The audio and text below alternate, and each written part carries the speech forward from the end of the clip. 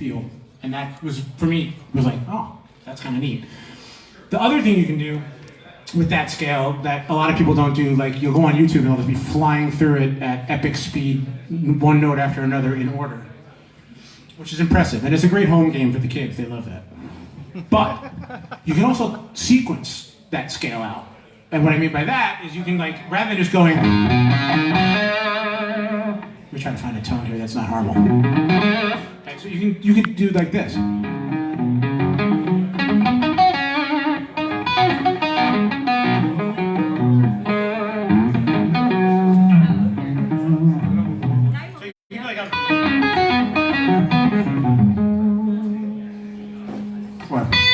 So you can really, as long as you look at it like even through fifths, you know,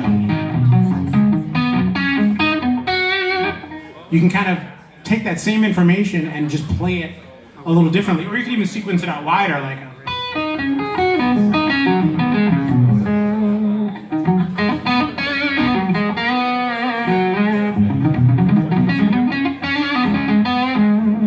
You can do a lot of stuff like that, which is kind of cool in a different way of taking that same scale that we all know and play 1,000 different ways. And you can also, here's my crash course on pentatonics. You can also just like add like one note to it or take away one note from it, and it totally sounds different. So in this case, like, so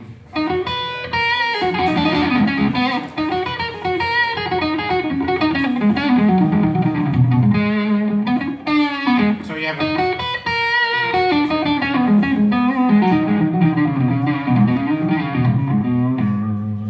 adding the second or the ninth, depending on how you want to do your math.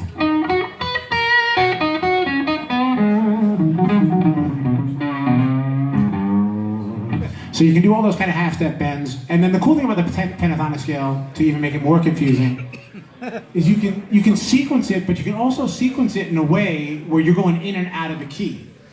So like a half step up and a half step below, you can still get away with it as long as you kind of understand roughly when to get back. Like people will hang with you for like 7 to 10 notes, and then they're like, does this dude know how to play? So you can get away with it. But...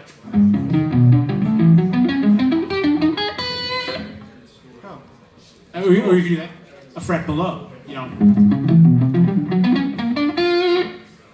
And it has a real weird and different sound. So the same information, you haven't learned anything new, you can get away with. And then, let me make sure I got all my notes for you.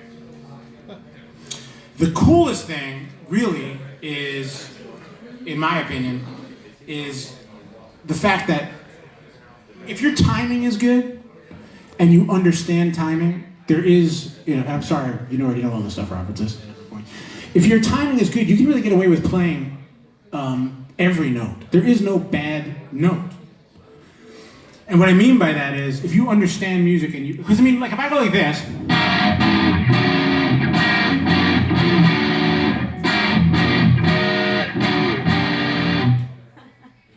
you still know what song it was. Because that wasn't a great example of awesome time, by the way, but you still know because we respond way more rhythmically than we think we do. We respond to, like, you know, the actual elements of the beat a lot more than we are, you know, we're thinking like the scale and the harmony and this melody stuff.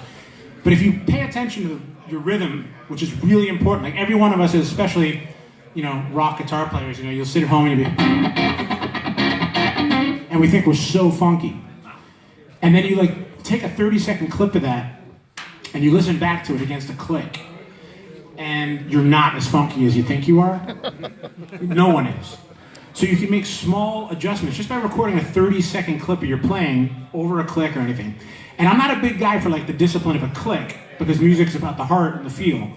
But the reason why John Bonham's Time we all are in awe of, because he plays behind the beat, and it's amazing, but he's abusing where the beat is. There's an internal awareness of where it actually would be a click, and then he's beating the living crap out of that with feel, and he's just pulling back on a established click. So just playing out of time is not the same thing as what John Bonham's doing. If you look at him on Pro Tools, everything's off the click, but in a really, really musical way. And the only way to do that is to actually understand where one is, or else you're just playing like shit.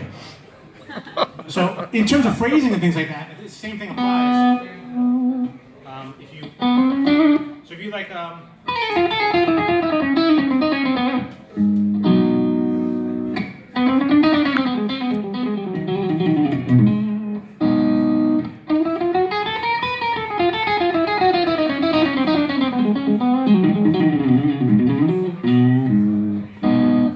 I just played a bunch of notes that are not supposed to be in that scale technically. But if you you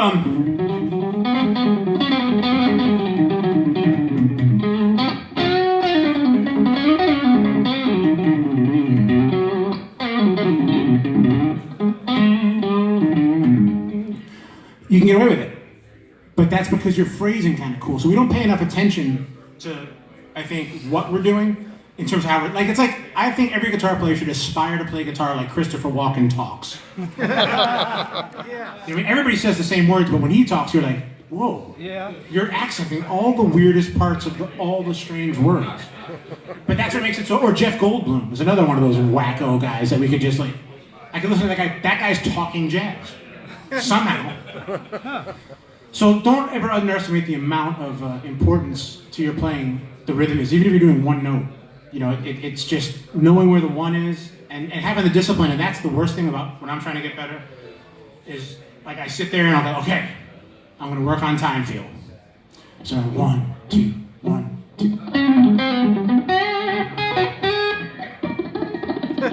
And I've done 10 seconds of work, and before my mind is gone, and I'm like, does Eddie Van Halen have sneaker endorsement? You know, it's just your mind goes away. So a real amazing way to improve your playing is to set your phone on like 5 minutes. And it's, I don't know if it's just I'm getting old, but 5 minutes is an eternity of time to sit there and work on one thing. Adding a new note to your scale, work on your rhythm playing, any of that stuff. So just take 5 focused minutes. If you can't do that, do 3 focused minutes. There's no reason to sit there because you're gonna do it for 8 hours one day, and I'm always impressed with the guy who goes home and goes, that's it, I'm gonna work on time feel for the next 24 hours straight. And then he's burnt out, he'll never do it again, and he doesn't get any better. So you're better off with like 3 or 4 minutes focused on one thing and just incorporating that into your daily thing than you are just cramming for once. And then I guess most importantly, in terms of guitar playing, and there's so many brilliant guitar players, and you can go online, you can watch a billion YouTube mechanics. But for me, the reason why David Gilmour is David Gilmour is because of the songs, not because of the solos. Now the solos have become these legacy things of themselves. Yeah. But like, okay, there's a 4-year-old in Guam, plays at 500 beats a minute, races through every scale known to mankind. I don't think that guy's gonna have a career. I mean, it's impressive for like 2 seconds, and then I want to watch a cat chase somebody or do whatever. It's not music. I shouldn't say it's not music. I mean, whatever makes you happy, that's what you do, period. But all this comes in service to the songs, at least from my perspective. What Zeppelin, Jimmy Page, the reason why you talk about Jimmy Page is not because of his YouTube videos. It's the songs. And great songs become vehicles for great melodic content, great solos, and then it works. There's very few songs that you're like, that song is a piece of shit. But I'm buying that album because the solo shreds. A few of us knuckleheads will do that. But generally speaking, go ahead, you had a question? No. I was just saying. Oh, yeah, I've done it too. I'm not saying I've never done it. No, I'm just saying. So it all comes down to, songs and what you're trying to do. And maybe you just want to play Layla at a Christmas party, then do that and be great at it, and that's fine. You don't have to be, a great, like some of these guys, or Bumblefoot, or who makes me so angry at his prowess. It's just annoying. Like half the time I feel like locking him in a closet. It's like there's no reason to do that. So I mean, that comes down to songwriting, and that comes down to communicating. And an idea or a thought. You're playing, whether it's one note or it's 50 million notes, whether it's Yngwie or Jeff Beck, it's about communicating something. And authenticity in what you're doing. So if you're just playing because it's a cool scale, if you're just playing because it's, the chicks are going to dig it, or the guys are going to dig it, or whatever you're playing for, I mean, it's only going to serve something. The greatest things about the music we all love is that it did something to us. It moved us in some way. It's communicating something. And whether it's guitar solos or songs, I mean, that's where your head needs to be at. Like with a guitar solo, I mean, I think you need to think about what's the point here? Am I trying to make somebody nauseous? That's a noble pursuit, and I encourage it. Am I trying to, but I don't think you're going to have a lot of success with, I'm trying to strike fear in the heart of other players by doing this at light speed. Because it's an end game that you're never going to win, because there's always somebody going to be faster. Yep. And there's always somebody who's going to go through those things like that. But especially now more than ever, that's why you go back to those great solos. Neil Schon from Journey is another one of those guys that, like, I always say, like, if my wife knows the guitar solo, it's a great guitar solo. Yeah. Very rarely have I caught her singing along with, like, I don't want to insult anybody, but I think we know what I'm saying. Like, your wife's not in there, singing over 17-14 compound meter shred fest. So those are kind of the things that I keep working on and keep focusing on, and that's where my head's at. So, do you guys have any specific questions? Oh, you want to know where I ripped off Love's on the Way? That I wrote a biggest hit by accident. I'm going to tell you this, it better not be on video. Cameraman, you can drop that. But it was this.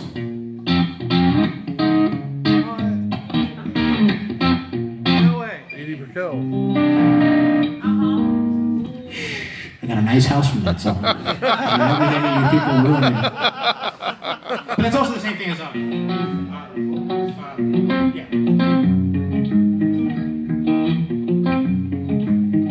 same kind of spread. So, taking your musical influences and trying to turn them into something new. That's another big one in the sense of, like, there's no shame in being in a Korn cover band and doing that thing. But a lot of you guys are trying to make your own voice. And it was so cool because I was hearing Head play that stuff. I was like, that's the dude that plays that stuff. It just sounds like the Korn. And, like, we've been in music stores, many times where some kid's banging away on the Korn riffs. Please, stop. Stop. And the second he plays it, it's like, it's his voice, it's his thing, and it's got this authenticity to it. And those are the things I think we got to focus on more as musicians. So, any questions? Any gear questions, thoughts, songs, tour, bathroom use, hygiene, stretching? Can I have a back-to-back question? All right, so first off, so I often find myself, like, whereas I've got, like, songs that catch my ear, like maybe it's a song that I listened to a lot when I was in middle school or high school, I find the same thing going through that with guitar solos. What's your current favorite guitar solo? There's some guys that I'm really into now that are kind of more like Wayne Krantz is a guy that just blows my mind, like, in terms of that guy's from outer space. Jimmy Herring is a guitar player I think is amazing. He plays with Widespread Panic now, but he's from a jam band kind of thing, and he's unbelievable. There's so many great guitar players to pull from. And there's nothing wrong with having those influences either. When Saigon Kick started, before we had a big hit, with Love Is On The Way, which ruined hair metal for everybody forever. It still does. It still does ruin hair metal. And now it ruins Walgreens. It does ruin Walgreens. But I apologize if you're shopping for lubricants or Band-Aids and you hear that song playing. But hey, gotta make a living, man. Someone's gotta do it, right? Yeah. Jane, my whole goal with Saigon Kick, for those of you who are familiar with the band, was kind of like Jane's Addiction meets Queen. Well, that's cool. It was like, I was really into, like, Jane's Addiction was the first heavy band of that time. Because I was just, look at me. I was never going to be the, wow, baby, get in my car. It was just not my thing. So Jane's Addiction was like the first heavy band that was doing this tribal, Zeppelin-esque voodoo thing that I was like, that spoke to me. And at the same time, I was such a massive fan of the harmonies of Queen and the Beatles and all that kind of stuff. So it was kind of a merger of that. I was blissfully ignorant to how important it was to have a theme musically. I encourage you not to have one for your own personal satisfaction, but it's career suicide. Because so many people showed up at a Saigon Kick show going, soccer moms, like, I can't wait to hear that song. And then our singer had his pants off and all hell broke loose, and it was just like, there is a point to, I guess, having some kind of running theme through whatever the music is, you're doing. And that Trevor taking his pants off is not enough of a running theme to sustain a career. it's not. not. What you're saying? It did sustain us with a group, a demo that I don't know was the same as the Soccer Moms. That's the problem. But so take your influences and just put them in a blender, and say, okay, John Schofield, like, his time feels another guy that I love. Like, he's the John Bonham of guitar players. He plays so far back, hanging off the beat, that it almost feels like there's going to be an accident. And it's so rewarding in a sense because he just keeps like hanging. It's brilliant. So you take that and then you put that into a Meshuggah riff. You know, like say, hey man, how far can I hang? Because Meshuggah is so on it, like gridded in a great, fantastic way. But maybe you can pull back. Maybe you could do the Zeppelin thing over Periphery. Wow. Or maybe you could do the Animals as Leaders thing over Stuart Copeland. You know what I mean? There's no rules and things you can't do. And I just think that's where our mindset needs to be more of. It's like, you know, how can we blend? How can I take the things I listen to and push forward and kind of create new things from a solo perspective or song perspective? Yes, sir. Like I said, I was always a big fan of your album, The Lizard, particularly the title track. Thank you. I really like the rhythm that you laid down on that. Now, I guess I'd always, just from maybe a fan perspective to an artist perspective, if I may, were you like incorporating different types of modes, like say Lovegreen or something like that, when you were writing those types of riffs? I didn't really learn about what I was doing until the last 5 years I started studying. Kind of, I was like, why? And the cool thing about it is not so much that I use it in the sense of like, I'm going to jam at open jazz night or something. But it's been like, oh, that's why I gravitate towards these things. It kind of explains that to me, like, oh, the reason I do that is because I dig this mode. Tends to make more sense to me. More so than like trying to, and I don't think you can write music going, harmonic minor. If I intervallically break up harmonic minor, that's going to be I just don't think that's where great music comes from. Maybe it does, but you know, I think you got to be, you know, I can't believe the girl stole my dog. I can't believe they repossessed my car. I can't believe sniffing glue is illegal. You know, whatever, I mean, whatever your thing is. That depends where you live. That depends on where you live. You know, whatever your thing is, whatever is bothering you, I mean, I think that's where music, your head space comes from, and those riffs. And then I think you listen to so much music, whatever you listen to, it's in there. It's gonna come out. But I don't think composing from a theoretical standpoint is helpful. Maybe. I mean, I guess if you're composing for film and you have to crank out jingles, it's probably really helpful. Yeah. It's like the difference between vocabulary and vernacular. It's like you learn these words, but then you construct these sentences. Right. I mean, that's the thing I was saying. Like, you can, you know, you're going to be more concerned with the story than how many big words I use. Yeah. If the story's interesting to you, you're going, that's awesome. You know, if I sit here and tell you the same story, but go, therefore, whereth my pizza did arriveth, you're going to like, what the hell are you talking about? You know, it doesn't make sense. So, speaking of modes, that's a kind of cool thing to go back to the theory, exactly what I said, don't do. Here's why it makes no sense again. If you take those modes of like the major scale, do you guys know the modes of the major scale kind of thing? I don't want to get too heavy on theory, but I'll tell you something that was really kind of a cool thing to me. So you understand like A minor comes from like G major, the kind of way it works, right? And all the chords and the way you break it up. Yeah. Well, one thing that was brought to my attention that really changed my perspective on doing kind of cooler things is you can target the modal arpeggios. Following me so far? Let's say we're in A minor. Just jam. You can just target that, but you can take the F sharp minor 7 flat 5. I just like to say that because it makes me sound really smart. It's not that big a deal, but you can take that so you have this. And you can. Still the same modal, same note pool, and then you could take the G major over that. You know, and then the same thing with. So you can really target those different. Is this guy know how to party or what? Dude, I got a gift certificate for Jeremiah's. It is going off. So that's another cool thing you can do just if you're into the theory side of technical guitar playing is you can target those modes and it just makes you sound like a rocket scientist and you haven't learned anything new. And that's my favorite kind of impressing people. Yeah. When you can impress people with stuff you already know, that's how you win at parties. Give it up, everybody, for Jason Bieler.